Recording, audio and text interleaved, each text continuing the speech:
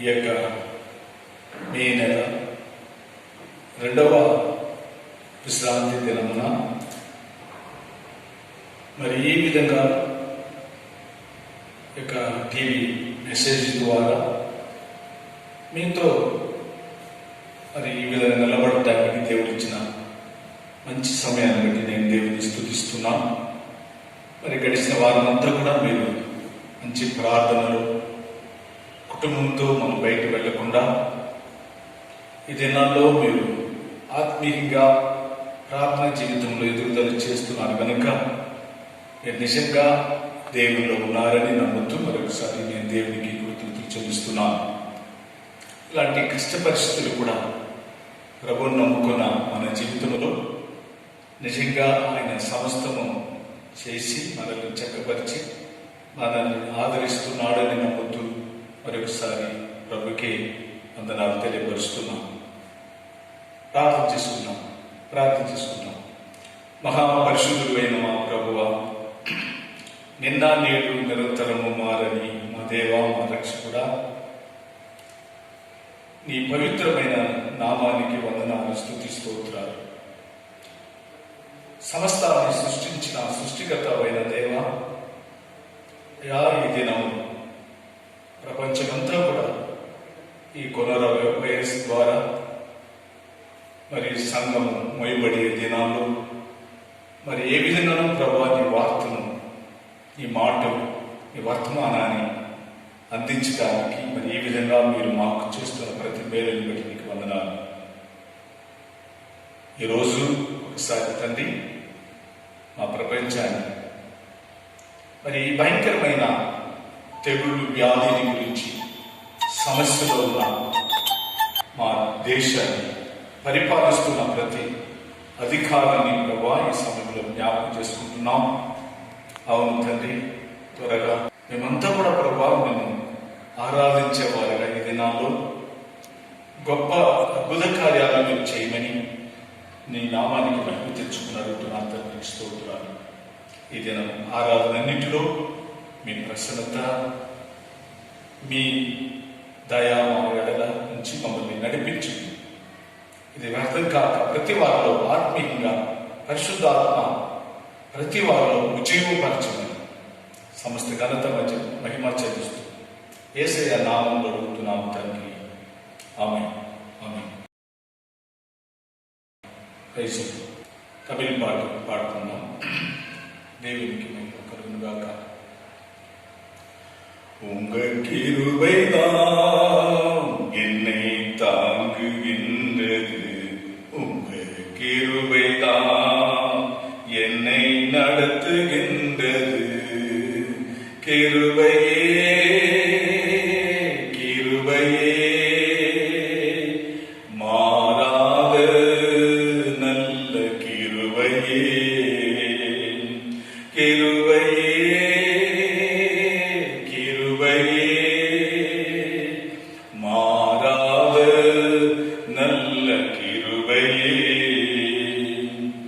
உடைக்கப்பட்ட நேரத்திலெல்லாம்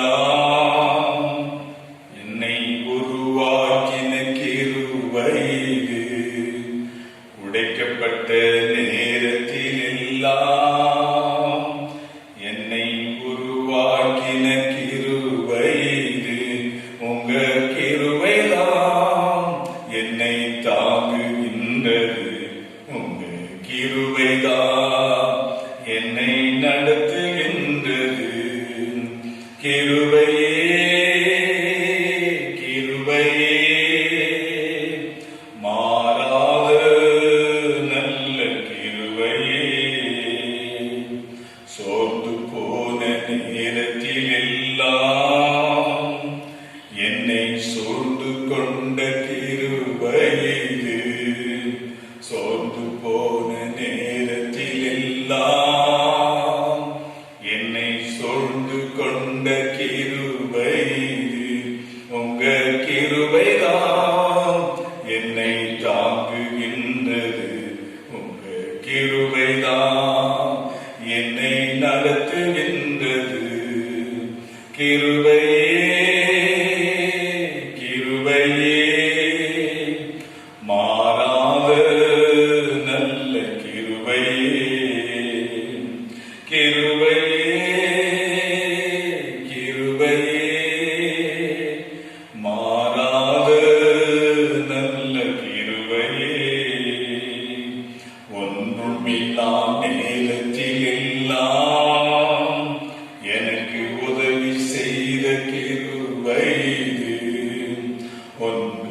எல்லா நேரத்திலெல்லாம் எனக்கு உதவி செய்த கிருபை இது.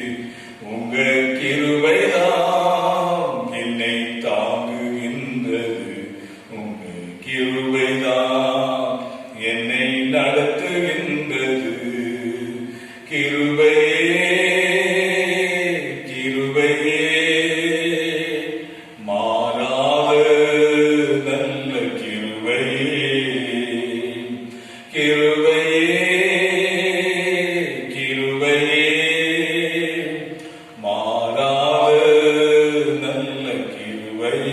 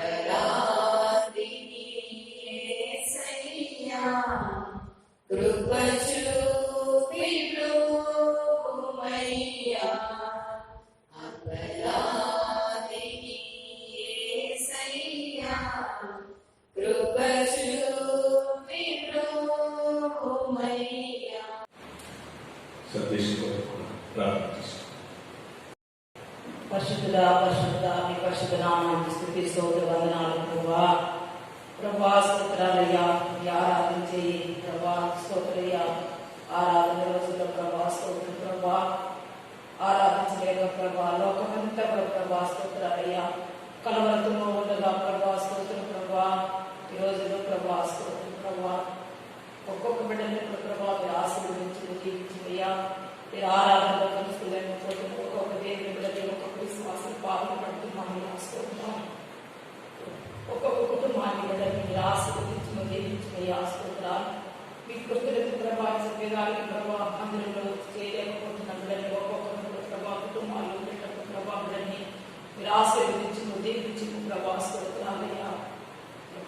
చూడలేకపోయినప్పుడు కూడా ఈరోజు ప్రభా ఆరాధనలో ప్రభా ఒక్కొక్కరు కలుసుకుని ప్రభా మిమ్మల్ని స్తుతించడానికి మిమ్మల్ని గొప్ప చూపించమని వేడుకుంటున్నాము. ఈ స్తోత్రాలు విశేషంగా ప్రభా ఆరాధనను ఆశీర్వదించును దీవించును ప్రభా. ఇంతవరకు పాటలతో తిరుగుతూ మీరు ఉన్నారని బట్టి మీకు వందనాలు. ఈ స్తోత్రాలు ప్రభా వాక్యం చెప్తుండగా దేవుని మాటలు ప్రభా ఒక్కొక్క బిడ్డలో ప్రభా స్తోత్రాలు ఎక్కడి చేయమని భద్రపరచమని విశ్వాసాన్ని నమ్మకాన్ని ధైర్యాన్ని విడిచిపెట్టక ప్రభా స్తోత్రాలయ్యా. మీరు ప్రభా స్తోత్రాలయ్యా విడుదల చేసేదానికి గొప్ప చూపించమని వేడుకుంటున్నామయ్యా. స్తోత్రాలు మీ మాటలు ప్రభా మాలో ప్రభా స్తోత్రాలు మరింత చేయమని ఆశీర్వదించమని జీవించమని వేడుకుంటున్నాము ప్రభా. ప్రారంభం మొదలుకొని ముగింపు వరకు కూడా మీ దేవుని మాతో ఉండమని యేసు ప్రభు పేరు వేడుకుంటున్నాము తండ్రి. మార్కు సువార్త 10వ అధ్యాయము 28 నుంచి 34 దాకా. పేతురు, ఇదిగో మేము సమస్తమును విడిచిపెట్టి నిన్ను వెంబడించితిమని ఆయనతో చెప్పసాగాను. అందుకు యేసు ఇట్లనెను, నా నిమిత్తమును సువార్త నిమిత్తమును ఇంటినైనను అన్నదమ్ములనైనను అక్క చెల్లెండ్రనైనను తల్లిదండ్రులనైనను పిల్లలనైనను భూములనైనను విడిచినవాడు ఇప్పుడు ఇహమందు హింసలతో పాటు నూరంతులుగా ఇండ్లను అన్నదమ్ములను అక్క చెల్లెండ్రను తల్లులను పిల్లలను భూములను రాబో లోకమందు నిత్య జీవమును పొందునని మీతో నిశ్చయముగా చెప్పుచున్నాను. మొదటివారు అనేకులు కడపటి వారగదురు, కడపటి వారు మొదటి వారగదురు అనెను. వారు ప్రయాణమై యెరూషలేమునకు వెళ్ళుచుండరి. యేసు వారికి ముందు నడుచుచుండగా వారు విస్మయం పొందిరి, వెంబడించి వారు భయపడిరి. అప్పుడు ఆయన మరలా 12 శిష్యులను పిలుచుకొని తనకు సంభవింపబో వాటిని వారికి తెలియజెప్పనారంభించి, ఇదిగో మనం యెరూషలేమునకు వెళ్ళుచున్నాము. మనుష్య కుమారుడు ప్రధాన యాజకులను శాస్త్రులకును అప్పగింపబడును. వారు ఆయనకు మరణశిక్ష విధించి ఆయన అన్యజనులకు అప్పగించెదరు.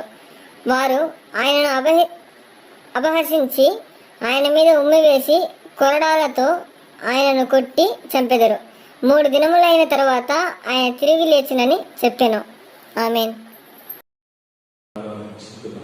ఇది ఒక ఆరాధన సమయాన్ని నేను సన్నిధిలో యోగాను ఏ విధంగా అద్భుతులు ఒంటరిగా ఉన్నారు.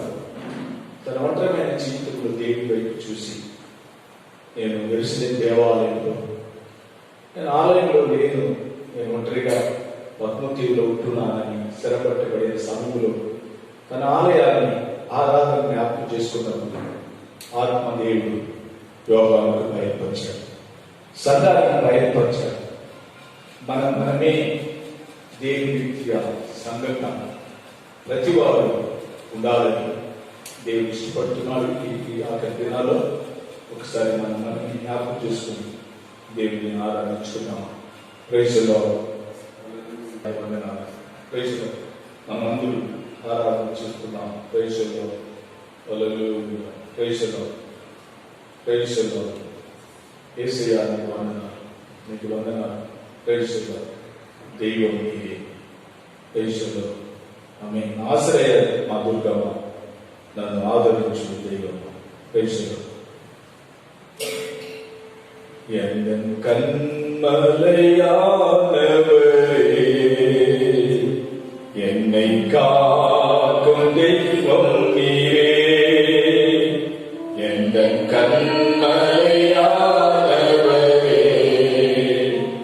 என்னை காக்கும் தெய்வம் நீரே. வல்லமை மாட்சிமை நிறைந்தவரே, மகிமைக்கு பாத்திரரே,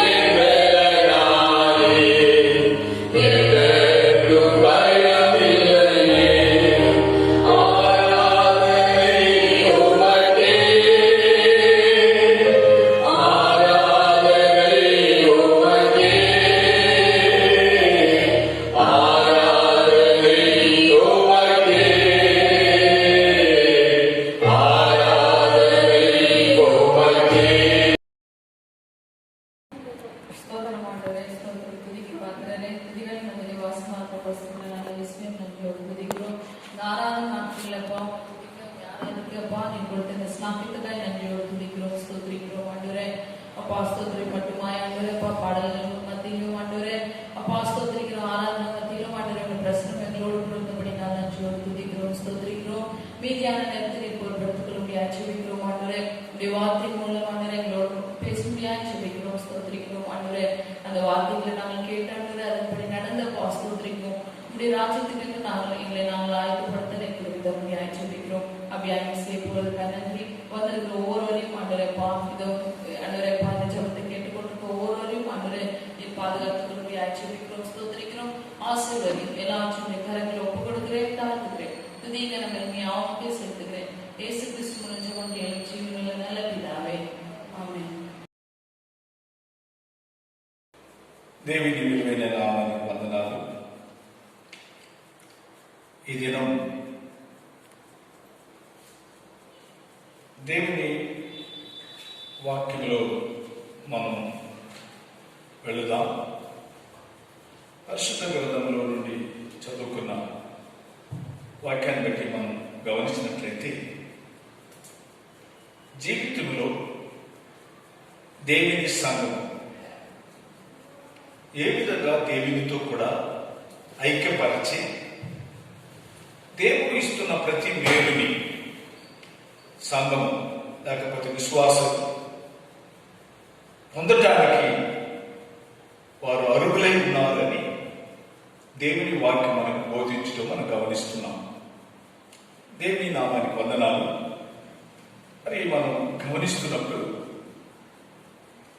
ప్రతి మనిషి దేవునిలో నుండి ప్రభులో నుండి మనం పొందవలసిన కొన్ని మేలుని వాక్యానుసారంగా మనం ఒకసారి గమనిస్తున్నప్పుడు ప్రతి మానవుడు క్రీస్తులో జతపరిచిన వారుగా క్రీస్తులో జీవించిన వారుగా ఉండేప్పుడే మనం ఏదైనా సరే మనం అడిగినప్పుడు దాన్ని పొందగలం. దేవుని నామానికి వందనాలు. యోహాను సువార్త 15వ అధ్యాయము 8వ వాక్యం ఒకసారి మనం చదివినప్పుడు దాంట్లో ఒక ప్రత్యేకమైన 3 కార్యాలు ఉన్నవి. అది ఎప్పుడైతే మనలో ఉంటుందో అప్పుడు మనం దేవుని దగ్గర కొన్ని లోకం ఇవ్వలేని మానవుడు పొందలేని మేలైన ఆశీర్వాదాన్ని మనం తప్పగా పొందగలం. ఆ వాక్యాన్ని చదువుదాం. ఆ వాక్యాన్ని ఒకసారి చదువుదాం. మీరు బహుగా ఫలించుట వలన నా తండ్రి మహిమపరచబడును. ఇందువలన మీరు నా శిష్యులు అగుదురు. యేసు ప్రభు లోకములో ఉండే దినాల్లో మనం గమనిస్తున్నప్పుడు 3 విశేషమైన కార్యాలని ప్రభు మనతో బోధించడం మనం గమనిస్తున్నాం. మీరు బహుగా ఫలించటం వలన యెహోవా దేవుడు లేకపోతే ప్రభువైన యేసుక్రీస్తు ప్రతి మానవుని ఒక ఫలింపు కలిగిన ఒక చెట్టులాగా మనం లోకములో జీవించాలి. లోకంలో చూసినట్లయితే మంచి చెట్లు మంచి ఫలం ఇస్తుంది, చెడ్డ చెట్లు చెడ్డ ఫలం ఇస్తుంది. ఆ విషయాన్ని కూడా మత్తయి సువార్త 7:14 మీరు గమనిస్తున్నప్పుడు ఆ మాట అక్కడ చూపబడుతుంది. ఏంటంటే ప్రతి మనిషి పై వాక్యం చదివినప్పుడు ప్రతి మనిషి మంచి చెట్టు, అందుకే అన్నాడు వారు మంచి క్రియలను బట్టి వారు ఇచ్చే మంచి ఫలాలను బట్టి వారిని మనం ఎవరు అని తెలుసుకోబడుతున్నాం.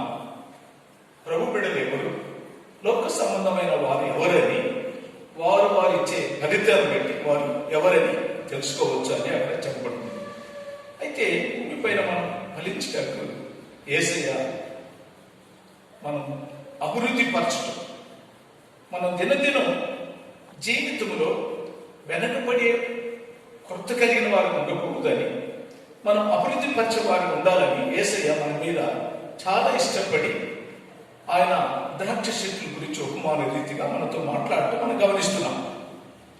కొంచెం ఫలం ఇచ్చే చెట్టుని ప్రభువుని నమ్ముకున్న వారిని, విశ్వాసించే వారిని, దేవుని సన్నిధికి ఆసక్తిగా వచ్చేవారిని దేవుడు ఏ విధంగా ఇష్టపడుతున్నాడంటే వారు బహుగా ఫలించాలి, బహుగా ఆశీర్వదించబడాలి, వారు బహుగా దీవించబడాలని యేసయ్య ఇష్టపడి వారి ఇంకును పరిశుద్ధపరచబడాలని ఆయన పరిశుద్ధపరుస్తున్నాడని వాక్యం చెప్పబడుతుంది. అవును, ఆయన ఇంకొక మాట కూడా నేను లేక మీరు ఏమీ చేయలేరు అన్నాడు. అవును, ప్రభు లేక మనం ఏమీ లోకములు చేయలేము. ఈ రోజుల్లో మనం గమనిస్తున్నప్పుడు ప్రతి మానవుల్ని, రాజుల్ని, అధికారుల్ని, ప్రపంచం మీద నాయకుల్ని మనం గమనిస్తున్నప్పుడు వారు చేస్తున్న ప్రతి సైంటిస్ట్ అయినా సరే, ఈ లోకములో మరి యుద్ధ సైన్యమైనా సరే, నేను జయించగలను అని చెప్పి బలమైన దేశాన్ని, రాజ్యాన్ని కూడా మనం గమనిస్తున్నప్పుడు, ఈ దినాల్లో జరుగుతున్న సంభవాన్ని చూసినప్పుడు దేవుడు లేకుండా భూమి పైన ఏది కూడా జరిగించడానికి వీలు కాదని దాని ద్వారా మనకు ఒక మంచి పాఠాన్ని మనం నేర్చుకుంటున్నామనేది సంగతిని మనం మరవకూడదు. కాబట్టి ఈరోజు ఒకసారి మనం గమనిస్తున్నప్పుడు మనం యేసయ్య మనల్ని కోరటం ఏంటంటే మంచి ఫలం ఇచ్చేవారుగా మారటం, బహుగా ఫలించటం అనే విషయాన్ని మనం ఒకసారి గమనిస్తున్నాం. మన దేవుడు మనలో ఏమి ఎదురు చూస్తున్నాడు అని ఒకసారి వాక్యానుసారంగా మనం చూసినప్పుడు మనతో యేసయ్య ఉపకారాన్ని ఆయన ఎదురు చూడలేదు. మనం ఏదో ఆయనకు కావాలి, ఎందుకంటే ఆయన సమస్త సృష్టించిన వాడు, ఆయనకే సమస్తం. కాబట్టి ఆయన ఏమి మనలో కోరుతున్నాడు అని మనం ఒకసారి ఫిలిప్పీ పత్రిక 4వ అధ్యాయం 17వ వాక్యంలో మనం గమనిస్తున్నప్పుడు మరి ఆయన మనతో ఉపకారాన్ని ఆయన మనతో కోరక మీలో ఫలము అభివృద్ధి పరచబడటమే దేవుడు మనల్ని మనతో సహవాసం చేస్తున్నాము అని అంటున్నాడు. ఒక వాక్యం చూసినప్పుడు, మాటను చూసినప్పుడు మనతో ఫలం ఇచ్చేవారుగా, అభివృద్ధి పరిచేవారుగా ఈ దినాల్లో ఉండాలని దేవుడు ఎదురు చూస్తున్నాడు. మరి ఏ విషయంలో మనం అభివృద్ధి పరచబడుతున్నాం? లోక సంబంధమైన పాప జీవితంలో ఒకవేళ మనం అభివృద్ధి పరచబడుతున్నామా? నిజంగా పరిశుద్ధమైన జీవితం చేయటానికి మనం దేవునిలో పరిశోధన, మరి మనం యథార్థవంతులుగా, నీతిమంతులుగా, దేవుని యందు భయభక్తి కలిగి జీవించేవారుగా, తన ప్రమాణాన్ని అనుసరించి నడిచిన వారుగా ఈ దినాల్లో మనం జీవిస్తున్నామా? లేకపోతే లోకంలో మనం గమనిస్తున్నప్పుడు లోక ఘనత కోరినట్టుగా, లోకం ఇష్టపడే విధంగా, లోకానుసారమైన పాప జీవితంలో ఒకసారి మనం మనం ఆ విధంగా జీవిస్తున్నాము అనేది మనం ఒకసారి గమనించాలి. దేవునికి ఒక మంచి ఫలం ఇచ్చే బిడ్డలుగా, సంఘంగా, విశ్వాసులుగా మనం జీవించాలి. అలాగే జీవిస్తున్నప్పుడు మనం ఏమైపోతున్నామంటే దేవుడు మన ద్వారా ఆయన ఏం చేస్తున్నాడంటే మహిమపరచగలిగిన కార్యాలు మన ఎడల చేస్తున్నాడని మనం గమనిస్తున్నాం. దేవుని నామానికి వందనాలు. మరి ఫలం ఇచ్చే విషయంలో ఒక మాటని చెప్పి మరి రెండో అంశానికి, మహిమపరిచే విషయానికి మనం వెళ్దాం. ఎజేకియేలు 47వ అధ్యాయం 12వ వాక్యంలో ఒకసారి మనం గమనించినట్లయితే అక్కడ కాలువ ఎదుట, నది ఎదుట నాటబడిన చెట్టు ఏ విధంగా అభివృద్ధి పరచబడుతుంది, ఆ చెట్టులు ఏ విధంగా అభివృద్ధి పరచబడుతుందంటే ఒక మంచి ఫలం ఇచ్చే చెట్లుగా మారుతుంది. ఎందుకంటే ఎల్లప్పుడూ కూడా ఆ చెట్టు నీటి కాలువ దగ్గరనే ఉండదు. అవును, ప్రతి విశ్వాసి కూడా ప్రార్థనలో, దేవునిలో, వాక్యములో, భయభక్తితో దేవుని యందు మరి సాగిలపడి జీవించే అనుభవం మనకు ఉన్నట్లయితే మనం ఏ విధంగా అభివృద్ధి పరచబడుతున్నాము అని చూసినట్లయితే, అక్కడ చూసినట్లయితే ఆ చెట్టు, ఆ నీటి కాలంలో ఓరంగా నాటబడిన చెట్టు ఏ విధంగా ఉంటుందంటే భుజించటానికి, ఆ చెట్టు యొక్క ఫలాన్ని భుజించటానికి మరి అంత ఇంపుగా ఉంది, అంత ఆనందంగా ఉంది అని అక్కడ చెప్పబడుతుంది. ఆ యొక్క ఫలము వ్యర్థం కాదు అని అంటున్నాడు. అక్కడ ప్రవక్త అయిన ఎజేకియేలు ఆ చెప్పిన మాటను మనం ఒకసారి గమనిస్తున్నప్పుడు నీటి కాలువలో నాటబడిన చెట్టు యొక్క ఫలము కొంత కూడా వ్యర్థం కాదు, అది ఒక మంచి ఫలాలు అని గమనిస్తున్నాం. రెండోది చూసినట్లయితే అది ఆకు వాడిపోదు, ఆకు పడిపోదు అని అంటున్నాడు. మూడోది మనం చూసినట్లయితే అదే నెలకు ఒకసారి మరి ఫలాలు ఇస్తానే ఉంటుంది. ఆ చెట్టు నిండుకాలంలో నాటబడిన చెట్టు యొక్క జీవితాన్ని ఒకసారి గమనిస్తున్నప్పుడు అది ఎల్లప్పుడూ కూడా ఫలాన్ని ఇస్తానే ఉంటుంది. ఫలం ఇచ్చే చెట్టు నెలలో విడవకుండా ఫలం ఇచ్చే చెట్టుగా మారుతుంది అని అక్కడ గమనిస్తున్నాం. నాలుగవది మనం చూసినట్లయితే నూతనమైన ఫలము ఇస్తానే వస్తుంది. మానవ జీవితంలో కూడా మనం దేవుని యందు భయభక్తి కలిగి జీవించే వారి జీవితంలో ఒక నూతనమైన అనుభవం, రూపాంతరమైన అనుభవం, మరి మనం దినదినము ఒక టేస్ట్ కలిగిన జీవితాన్ని, ఆనందాన్ని మనం పొందగలం. ఆత్మీయంగా మన హృదయ అంతరంగ జీవితంలో మనం ఒకసారి గమనిస్తున్నప్పుడు మన యథార్థవంతులుగా దేవుని ఫలించే చెట్లుగా వలె మనం దేవుళ్ళు ఎదిగినప్పుడు మనకు మాత్రం మనలో ఒక ఆనందం చేసే కార్యం, ధైర్యం కలిగే కార్యం, ఒక బలమైన కార్యాలు మనలో చేయవలసిన ఒక విశేషమైన కృప దేవుడు తప్పకుండా తన బిడ్డలకి ఇస్తున్నాడని, అందుకే వారు దేవునితో ఒక మంచి సంబంధం కలిగి ఉంటుంది.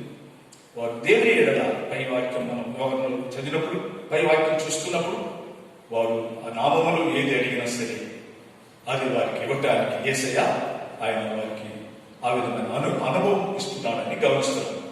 ఒకసారి వాక్యాన్ని ఈ విషయంలో ఒకసారి గమనిస్తున్నప్పుడు యోహాను 15వ అధ్యాయం 16వ వాక్యం ఒకసారి గమనిస్తున్నప్పుడు దేవుడు మనల్ని ఎందుకు ఎన్నుకున్నాడు.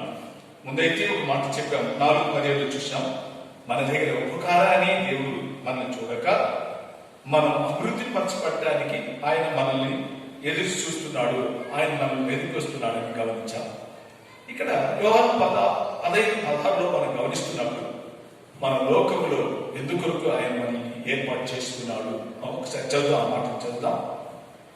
మీరు నన్ను ఏర్పరచుకోనలేదు, మీరు నా పేరట తండ్రిని ఏం అడుగుతురో అది ఆయన మీకు అనుగ్రహించినట్లుగా మీరు వెళ్ళి ఫలించుటకును మీ ఫలము నిలిచిటకును నేను మిమ్మల్ని ఏర్పరచుకుని నియమించితిని. నేను నిన్ను ఏర్పరచుకుని నీకు నియమించితిని. దేవుని నామానికి స్తోత్రాలు. మనల్ని దేవుడు ఎందుకు నియమించాడు, ఎందుకు ఏర్పాటు చేసుకున్నాడు అని గమనిస్తే మనము ఆయన తెలుసుకోలేదు, ఆయనే మనల్ని తెలుసుకున్నాడు. అయితే ఎందుకు తెలుసుకున్నాడు అంటే ఫలములు నిలిచుటకును ఫలం ఇవ్వటకును, మనం ఫలము అని అక్కడ దేవుని వాక్యం ఫలము అని ఎందుకు ఈ మాటని నేను ఒకసారి సంబోధిస్తున్నానంటే, ఒక ఫలము చూసినప్పుడు మనిషికి ఆనందం వస్తుంది, ఒక ఫలాన్ని చూసినప్పుడు మనిషికి సంతోషం వస్తుంది. ఎప్పుడు దాన్ని నేను టెస్ట్ చేయగలను, నేను ఎప్పుడు ఆ ఫలాన్ని నేను భుజించగలదని ఒక విధమైన ఆసక్తి, ఆనందాన్ని మనం చూడగలం.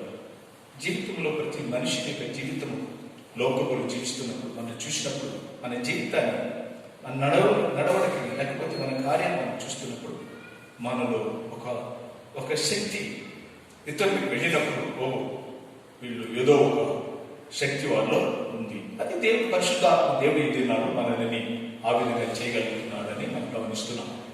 రెండవ మాట ఒకసారి మనం గమనిస్తున్నప్పుడు అలాంటి ఫలమిచ్చే చెట్లుగా జీవించే వారిని దేవుడు ఒక మహిమ కలిగిన కార్యాలు తన కుటుంబంలో తప్పకుండా చేస్తారు. శోధన అనేది, కష్టం అనేది, పోరాటం అనేది లోకంలో ప్రతి వారికి ఉన్నవి. అయితే అవన్నిటిలో నుండి వారిని విడిపించే ఒక గొప్పతనం, లేకపోతే వారిని దాంట్లో నుండి మరి ప్రార్థన విని వారికి విజయం ఇవ్వటం, వారికి జయమే ఇవ్వటం, ఒక ప్రత్యేకమైనగా దేవుడు వారి ఎడల కనికరం కలిగి ఉంటాడు. ఎందుకంటే వాక్యాన్ని మనం చూస్తున్నప్పుడు నీతిమంతుల పైన తన దృష్టి ఉంది, వారికి మేలు చేయడానికి, రావత్కాలంలో వారికి సహాయం చేయడానికి వారు ఎడల తన కనులు చూస్తుందని దేవుని వాక్యం 34 కీర్తనలో మనం గమనిస్తున్నాం. దేవుని నామానికి స్తోత్రాలు. ఈ వాక్యం ఒకసారి మనం గమనిస్తున్నప్పుడు ఒక మంచి కుటుంబాన్ని బైబిల్లో నుండి మీకు నేను చెప్పడానికి ఇష్టపడుతున్నాను. ఎందుకంటే బైబిల్లో ఒక మంచి కుటుంబం, మార్తా, మరియా, లాజరు అని చెప్పబడిన ఒక కుటుంబాన్ని మనకు బైబిల్లో మనకు తెలియపరచడం మనం గమనిస్తున్నాం. ఏమిటి తెలియపరుస్తుంది అని గమనిస్తే ఈ కుటుంబం యేసు ప్రభుని ఎక్కువగా ప్రేమించే కుటుంబం. యేసు ప్రభు కూడా ఈ కుటుంబాన్ని ప్రేమించేవాడు. ఒక మంచి సంబంధం, ఒక ఐక్యత, ఒక ప్రేమ, ఒక జాలి ఈ కుటుంబంలో ఉండటం. ఎందుకంటే ఆయన చెప్పింది, ప్రభువా నువ్వు మా ఇంటి మాతో కూడా లేకుంటే ఇలాంటి జరిగి ఉండదు. యేసు ప్రభు వారితో ఉన్నప్పుడు వారు ఆనందంగా ఉన్నారు. అయితే యేసు ప్రభు వారితో దూరంగా వెళ్ళినప్పుడు ఆ కుటుంబాల్లో గమనిస్తున్నప్పుడు కొన్ని సంభవాలు, మరణ సంభవం మనకు కనిపిస్తుంది. చెప్పారు కూడా, మీరు ప్రేమించే రాజు వ్యాధితో ఉన్నారని యేసు ప్రభుకి చెప్పి కూడా ఆయన వెళ్ళిన గ్రామంలో ఇంకను 4 రోజులు ఉన్నాడని ఎక్కడ వాక్యం చెప్తుంది. సరే, దేవుని నామమునకు స్తోత్రం. ఈ విషయంలో మనం గమనిస్తున్నప్పుడు ఆయన ప్రతి వారి పైన దృష్టి ఉంది. వారు ఏ విధంగా ఉన్నారు అనేది ప్రతి వారి యొక్క కార్యము మన ప్రభుకు తెలుసు. తెలిసిన దేవుడు నీతిమంతుల పైన దృష్టి ఉంది అని చెప్పాము కదా. కాబట్టి ఈ కుటుంబం పైన దేవునికి ఇష్టం ఉంది. కాబట్టి ఆయన ఏమి చేస్తున్నారంటే ఆ కుటుంబములో యెహోవా దేవుడు క్రీస్తు ద్వారా మహిమపరచబడాలని దేవుడు ఎన్నాడు కనుక, ఆయన అనుకున్నాడు కనుక ఇప్పుడు ఆయన ఇంకో 4 రోజులు అయిన తర్వాత లాజరు మరణించాడు, సమాధి చేయబడిన తర్వాత ఆ కుటుంబానికి వచ్చాడని మనం గమనిస్తున్నాం.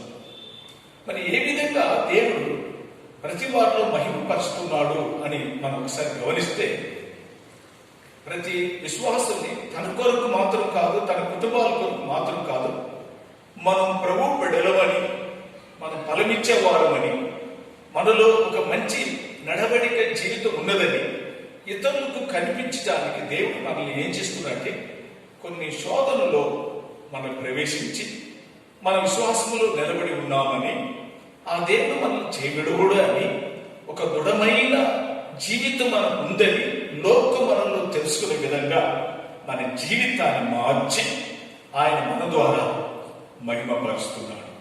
హల్లెలూయా, దేవుని నామానికి వందనాలు. అవును, ఈ లాజరు కుటుంబం కూడా వారు ఏమి పాపం చేయలేదు. అయితే వారు అలాంటి దుఃఖము, మరణము, లేకపోతే కన్నీరు ఆ కుటుంబానికి రావడానికి దేవుడు మరి వారు అలాంటి పాపం ఏమి చేయలేదు. అయినా దేవుడు వారి ఎడల మహిమ కలిగిన కార్యాలు చేయటానికి ఇష్టపడుతున్నాడని మనం గమనిస్తున్నాం. సరే, మరణమైంది, సమాధి చేయబడింది, యేసు ప్రభు వెళ్ళాడు. వెళ్ళిన తర్వాత మార్తా మరియా తన సహోదరుడు మరణించిన కార్యాన్ని చూసినప్పుడు యేసు మీద కోపపడలేదు కనుక, ఎందుకంటే తన సహోదరుడు అని అన్నా ప్రభువుని అని అంతగానో ప్రేమించిన వారు. మరి అక్కడ చూస్తే, ఆ మాటలు చూస్తే, ఆయన సమాధి దగ్గరికి వెళ్ళే సమయంలో మార్తా చెప్తుంది, ప్రభువా 4 రోజులు అయింది కదా ఈ శరీరం, మరి వాసన వచ్చునే అని అన్నప్పుడు నువ్వు విశ్వాసించినట్లయితే దేవుని మహిమను చూస్తావు. యోహాను సువార్త 11వ అధ్యాయం 40వ వాక్యంలో ఒకసారి గమనిస్తున్నప్పుడు ఆ మాటలు మార్తాకి చెప్తున్నాడు. బలహీనంగా ఉండే ప్రతి వారిని బలపరచడానికి, ఆ విశ్వాసం అని చనిపోయిన ఆ దుఃఖములో ఉండే ఆ కుటుంబాన్ని ఓదార్చడానికి, లేకపోతే ఆ కుటుంబం పైన ఒక విధమైన ప్రేమ కలిగి వారిలో దేవుని మహిమ చూపించడానికి ఈ మాటని మరి మార్త చెప్తున్నాడు. ఆ మాట ఒకసారి చదువుదాం. మార్త చదువుదాం. అందుకు యేసు నువ్వు నమ్మిన ఎడల దేవుని మహిమ చూస్తూ అని నేను నీతో చెప్పలేదా అని నమ్ముతాను. యేసయ్య మరి అప్పుడు కూడా, ఆ సమయంలో కూడా, నువ్వు నమ్మిన ఎడల, నువ్వు విశ్వాసించిన ఎడల, నువ్వు ధైర్యం కలిగిన ఎడల నువ్వు దేవుని మహిమను చూడగలవు. దేవుడు ప్రతి మనిషిని మహిమపరిచే విధంగా తన కార్యాలు చేస్తాడు. ఈరోజు మనకు ఒక బలహీన వచ్చింది, కొత్త వచ్చింది, కష్టం వచ్చింది, కానీ దేవుడు చేయించేవాడు కాదు. ఆయన ఏ విధమైన సరే మనకు మేలు చేసి మన ద్వారా తను మహిమపరిచే విధంగా, తను ఆరాధించే విధంగా, దేవుని స్తుతించే విధంగా, దేవునికి మనం సాక్షిగా నిలబడే విధంగా మనల్ని చేయగలిగిన దేవుడు ఉన్నాడు.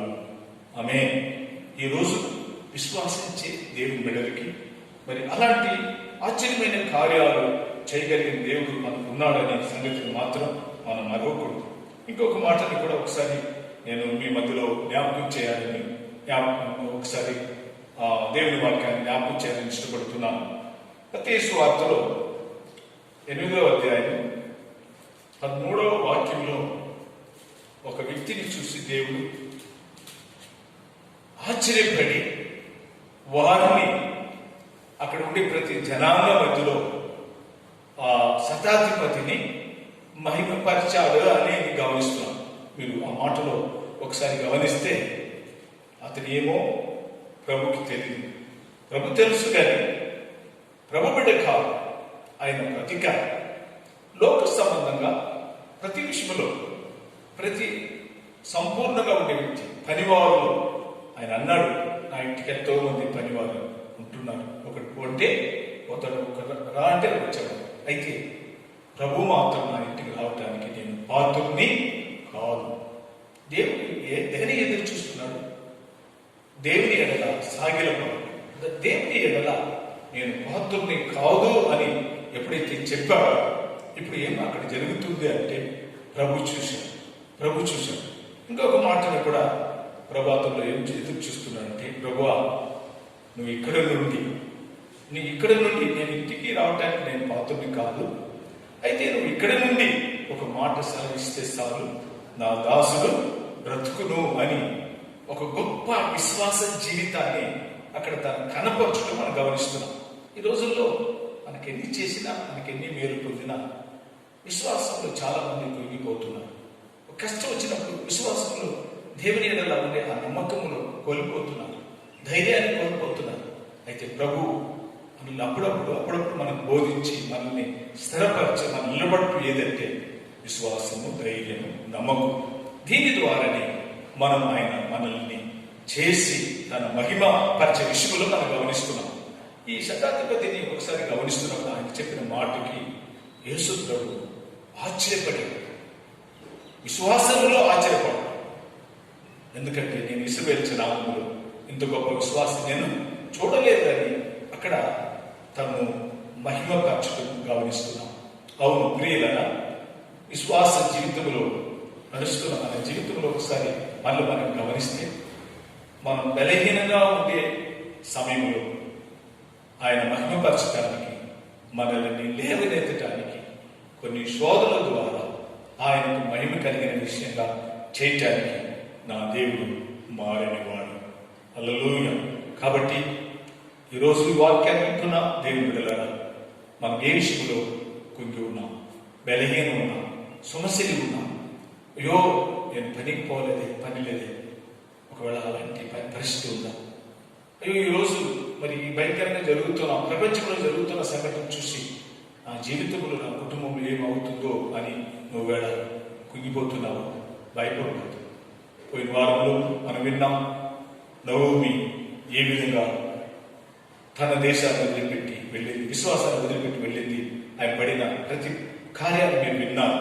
అవును, మీరు విశ్వాసాన్ని వదిలిపెట్టి వెళ్ళక విశ్వాసంలో స్థిరపరచబడిన వారుగా ఉండేప్పుడు దేవుడు ఏం చేస్తున్నాడంటే తను మహిమపరిచే విధంగా ప్రతి వారిని దేవుడు తనకు ఇష్టమైన వారుగా చేసి ఈ లోకములో అనేకుల్ని ప్రభువుని నమ్మటానికి, లేకపోతే ప్రభు వైపు రావటానికి మనల్ని ఒక మార్గదర్శిగా తన మహిమను చేస్తాడు. ఆ రోజుల్లో మార్తా మరియా లాజరు విషయంలో యేసు ప్రభు వారిని లేపినప్పుడు, వారు పునరుద్ధానంపై లేచినప్పుడు జనాలంతా కూడా ఆశ్చర్యపడేవారు. ఆ కుటుంబం ద్వారా మహిమపరిచే విషయాలు ఒకసారి వాళ్ళేమో ఫస్ట్ ఏమో యేసు ప్రభు ప్రేమించారు కదా, ఎందుకు వీళ్ళకి ఇలాంటి అని ముందేమో మాట్లాడారు. తర్వాత యేసు ప్రభు చేసిన అద్భుత కార్యాలను చూసి ఇంత గొప్ప మహిమ కలిగిన యేసు చేశారని చాలా మంది యేసు ప్రభుని వెంబడించాలని ఆ మాటలో మనం చెప్పడం. ఈ రోజుల్లో విశ్వాసులైన మనల్ని మీ ద్వారా చేయబడుతున్న ప్రతి మహిమ కలిగిన కార్యంలో మనం ఎంతమందికి సాక్షి కలిగి ఉన్నాం, ఎంతమందిని మనం దేవుని వైపు విశ్వాసంలో నడిపిస్తున్నాం అనేది తప్పకుండా మనం ఈ దినాల్లో మనల్ని మనమే గమనించాలి, మనల్ని మనమే సాక్షిగా మారాలి. మనం ఏదో మనకి పొందిన మేలుని మన ఇతరులకు చెప్పకుండా మనం దాచిపెట్టేవారుగా ఉండకుండా, మనం సిగ్గుపడేవారు ఉండకుండా ధైర్యం కలిగి ఉండాలని వాక్యం చెప్పబడింది. ఈ కరోనా వైరస్ దినాల్లో దేవుడు ఏ విధంగా నిన్ను నడిపిస్తున్నాడు, ఏ విధంగా నిన్ను పోషిస్తున్నాడు, ఏ విధంగా నిన్ను సంతోషిస్తున్నాడని నువ్వు ఇతరులకి సాక్షిగా చెప్పగలవా? ప్రియ దేవుని సంగమా, ఒకసారి గమనిద్దాం. ఆయన చేసే ప్రతి మేలుని మీరు ఒకసారి గమనిస్తున్నప్పుడు మీరే నేను ప్రార్థన చేస్తున్నా మంచిది, కానీ ఇతరులకి ఏ విధమైన సరే ఫోన్ ద్వారా సరే నా దేవుడు నడిపించగలిగిన ఎవరన్నా సమస్యల వారికి మీరు ధైర్యపరిచే వారికి ఈ విషయాన్ని చెప్పగలిగిన వారుగా ఉండాలని నా దేవుడు మిమ్మల్ని కోరుతున్నాడు. మూడవది మనం ఒకసారి గమనిస్తున్నప్పుడు శిష్యుత్వం, శిష్యులు అవడం. యేసు ప్రభు తన కార్యాన్ని ముగించుకొని తన శిష్యులకు అధికారాన్ని ఇచ్చారు. ఏమని ఇచ్చారు? మీరు లోకమంతా వెళ్ళుడి, సమస్త జనాన్ని శిష్యులుగా మార్చి తండ్రి కుమార పరిశుద్ధాత్మ నామములో వారికి బాప్తిసము ఇవ్వుడి అని. శిష్యులుగా మార్చబడటం చాలా మరి ప్రతి విశ్వాసానికి అది చాలా ప్రత్యేకమైనది. ఎందుకంటే శిష్యులుగా ఎప్పుడైతే మనం మార్చబడుతున్నామో అప్పుడు మన జీవితంలో ఏమి ఉందంటే, భారమున్నా, శ్రమలున్నా, కష్టాలున్నా మనం దేవుణ్ణి వదిలిపెట్టి వెళ్ళము. ఆమేన్. విశ్వాసం లేదు, మన సహాయం కొరకు, మన మేలు కొరకు ప్రార్థన చేసి పొందే అనుభవం లేదు. అయితే శిష్యత్వం అనగా మనము ఆయన సిలువను మనం కూడా మోసుకొని వెళ్ళటం. మీరు ఒకసారి మత్తయి సువార్త 16వ అధ్యాయం 24వ వాక్యం ఒకసారి చదివినప్పుడు, మత్తయి సువార్త 16వ అధ్యాయం 24వ వాక్యం ఒకసారి చదువుదాం. అప్పుడు యేసు తన శిష్యులను చూసి, ఎవడైనా నన్ను వెంబడింప కోరినాడలా తను ఉపేక్షించుకొని తన శిలువనెత్తుకొని నన్ను వెంబడింపవలెను. ఎవడైనా నన్ను వెంబడించి కోరినట్లయితే, ఇష్టపడినట్లయితే, ఎందుకంటే యేసు చేసే అనేక మేలుని చూసి చాలా మంది యేసు ప్రభువుని వెంబడిస్తున్నారు. కానీ వెంబడించేవారు ఎలా ఉండాలంటే తన శిలువను ఎత్తుకొని నన్ను వెంబడించాలి. వారికి ఒక్కొక్క శిలువ ఉన్నవి. ఆ శిలువ మనకు భారమైంది కాదు. యేసయ్య భారమైన శిలువంతా మోసేశారు. అయితే లోకంలో మనం ఉన్నాం కనుక, అపవాదితో మనకు లోకములు పోరాటం ఉన్నవి కనుక అపవాదిని జయించడానికి ఒక శిలువ మనం ఉన్నప్పుడు ఆ శిలువను కూడా మనం మోసేవారుగా మార్చాలి. శిష్యులుగా ఉండేవారు, మరి దేవునితో హక్కు కలిగిన వారు, స్వతంత్రులు, ఆయనకి సమీపిస్తులు, ఆయన విషయంలో మనం అన్ని విషయంలో మరి ధైర్యం కలిగి, విశ్వాసం కలిగి జీవించే వారి జీవితంలో ఒక సిలువ అనేది ఉంది. ఆ సిలువను కూడా మనం ఏం చేయాలంట? మోయాలి అనేది ఇక్కడ మనం గమనిస్తున్నాం. దేవుని నామంలో ఒకసారి చదువుదాం. లూకా సువార్త 14వ అధ్యాయం 26వ వాక్యం ఒకసారి చదువుదాం. 26వ వాక్యం. బహుజన సమూహములు ఆయనతో కూడా వెళ్ళుచున్నప్పుడు ఆయన వారి దగ్గర తిరిగి, ఎవడైనా నా యొద్దకు వచ్చి తన తండ్రిని, తల్లిని, భార్యను, పిల్లలను, అన్నదమ్ములను, అక్క చెల్లెలను, తన ప్రాణమును, సహోద్వేషము కంటే వాడు నా శిష్యుడు కానేరుడు. ఇవన్నిటికంటే నన్ను ప్రేమించకపోతే నాకు శిష్యుడు కాదు. అంటే శిష్యుడు అనేవాడు ఎవడు? ఈ భార్యను, బిడ్డను, మరి చూసినట్టు సహోదరులను, తన జీవాన్ని కూడా, తన ప్రాణాన్ని కూడా మనం ద్వేషించుకున్నప్పుడు, వ్యతిరేకించుకుని నా దేవుడికి కావాలని ఆసక్తి కలిగిన వాడే నాకు శిష్యుడు. ఆమేన్. కాబట్టి శిష్యులుగా ఉన్న జీవితంలో ఒకసారి గమనిస్తే దేవుడు వారిని వదిలిపెట్టు. మార్కు సువార్తలో 10వ అధ్యాయంలో ఆ సంభవం చెప్పబడుతుంది. కొత్తగా నేను ముగిస్తున్నాను. ఆ మాటని ఒకసారి గమనిస్తే, పేతురు, మార్కు సువార్తలో పేతురు మరి ఆ విధంగా యేసయ్య తన జీవిత కాలంలో ప్రయాణిస్తున్నప్పుడు మరి ధనవంతుడు దేవుని రాజ్యం వెళ్ళడు అని మాటలు చెప్పే సమయంలో పేదలకు ఒక ఆసక్తి. ఏంటి, ధనవంతుడు దేవుని రాజ్యానికి వెళ్ళడా?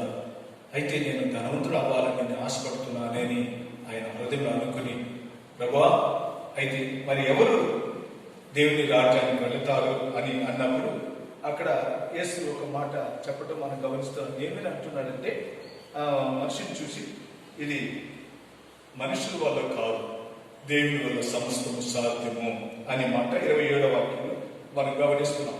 ఇది దేవుని వల్ల సమస్తము సాధ్యం. డబ్బు అయినా ధనవంతులుగాను దేవుని రాజ్యాన్ని ఇవ్వటానికి నా దేవుని వల్ల మాత్రమే అవుతుంది అన్నాడు. అప్పుడు యేసయ్య ఒక మాట చెప్పాడు, నా నిమిత్తం, సువార్త నిమిత్తం. అక్కడ వాక్యం చెప్పండి, నా నిమిత్తం, సువార్త నిమిత్తం. మరి ఎక్కువగా మరి తల్లిదండ్రులను, భార్య బిడ్డలను, మరి సహోదరులను, మరి లోకములో చూసినట్లయితే, ఈ లోకములో మనం చూసినట్లయితే తల్లిలను, భార్యను, బిడ్డలను, ఆస్తిని, ఇవన్నిటిని కూడా ఎక్కువగా ప్రేమించకుండా దాన్ని వదిలిపెట్టి నన్ను ప్రేమించేవాడు. ఆ మాట చదువుదాం, 30వ వాక్యం ఒకసారి చదువు. అలాంటి ప్రేమించేవాడు ఈ భూమి పైన వాడు ఏ విధంగా ఆశీర్వదించి పొందగలడు అనే మాటని అక్కడ సంబోధించుతూ గమనిస్తున్నాం. 30వ వాక్యం చూద్దాం. ఇప్పుడు ఇహమందు హింసలతో పాటు ఇహమందు అని అన్నాడు. ఇక లోకములనే మనం ఆశీర్వదించబడగలము. నూరంతులుగా ఇళ్లను, ఇల్లును, అన్నదమ్ములను, అక్క చెల్లెలను, తల్లులను, పిల్లలను, భూములను, రాబోయే లోకమందు నిత్య జీవం పొందనని శ్రమలతో, కష్టములతో కూడా మనకు నూరంతులైన ఆశీర్వాదాలు ఉన్నవి అని అక్కడ వాక్యం చెప్పట్టు. మనం పవిత్రపరచడం, ఫలాలు ఇవ్వటం, లేకపోతే మన శిష్యులు అవ్వటం, లేకపోతే మన ద్వారా ఈ లోకంలో దేవుడు చేస్తున్న ప్రతి మహిమ కలిగిన కార్యాలు, ఇవన్నిటి చేయటానికి ఉద్దేశం ఒకటి ఉన్నది.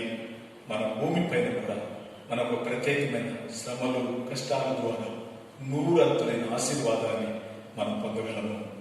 ఆమె ఏదైనాలో మనం ఆ విధమైన విశ్వాస అడుగుజాడలో మనం నడుస్తాం.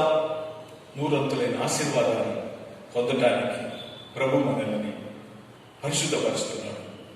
మనల్ని పరిశుద్ధపరచడం మాత్రం కాక ఎక్కువ ఫలం ఇవ్వాలని మనల్ని దినదినం కూడా ఆయన మన వైపు చూస్తున్నాడు. మనం మంచి మేలు చేసి, మంచి కార్యాలు చేసి, మన దేవుని వల్ల వచ్చే ఆ నూరంతులైన ఆశీర్వాదాన్ని పొందటానికి ప్రభు మనల్ని, ప్రతి విశ్వాసాన్ని దేవుడు ఆ విధంగా ఆశీర్వదించే విధంగా ప్రభు వైపు చూద్దాం, ప్రార్థన చేసుకుందాం. ఒకవేళ లోకం మరి ఎంత కరువు కాటకాలు వెళ్ళినా ఆశీర్వదించే మాటలు మాత్రం ప్రభు మనకు చేస్తున్నాడు. నూరంతులైన ఆశీర్వాదం తన బిడ్డలకు వదిలిపెట్టి దేవుని కొరకు జీవించేవారికి, సమర్పించేవారికి నూరంతులైన ఆశీర్వాదం ఉన్నదని, అది కావాలని కొన్నవారు ప్రార్థన చేసుకుందాం. ప్రభువా, నన్ను ఆశీర్వదించు, ఇలాంటి ఆశీర్వాదాలకి నేను పాత్రలుగా నన్ను చేయము అని చెప్పి ప్రభు చూద్దాం. ఈ వాక్యాన్ని మనకు దీవించుగాక. ప్రార్థిస్తున్నాం. మహాపరిశుద్ధుడైన మా ప్రభువా, నీ నామములు ఈ మాటలు వింటున్నాం. ప్రతి దేవుని వెళ్ళి జ్ఞాపకం చేసుకుంటున్నాం. అవునయ్యా, నా జీవితంలో మేము మంచి ఫలాలు ఇచ్చే వారుగా, మా జీవితంలో ప్రభావం మీరు చేయలేని మహిమ కలిగిన కార్యాలు మీరు తప్పక చేసేవారని, మరి అలాంటి మీకు సమీపస్తులుగా ఉండేప్పుడు మా జీవితంలో మేము శిష్యులుగా ఉన్నప్పుడు మాకు ఎన్ని ఉన్నా అవన్నిటిని మార్చి శిష్యులకి ప్రభా, శిష్యులకి పేతురికి అన్నాను, నూరంతులైన ఆశీర్వాదాలు నేను తప్పక నన్ను వెంబడించే వారికి నేను ఇస్తున్నానని మీరు మాటిచ్చావు.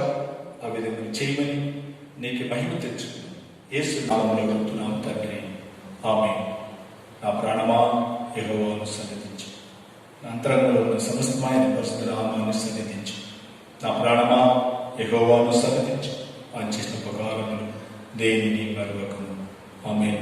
మన తండ్రిని దేవుని యొక్క ప్రేమ, కుమారుని యేసుక్రీస్తు యొక్క కృప, పరిశుద్ధాత్మ యొక్క సన్నిధితో ప్రతి వారితో ఎల్లప్పుడూ తోడును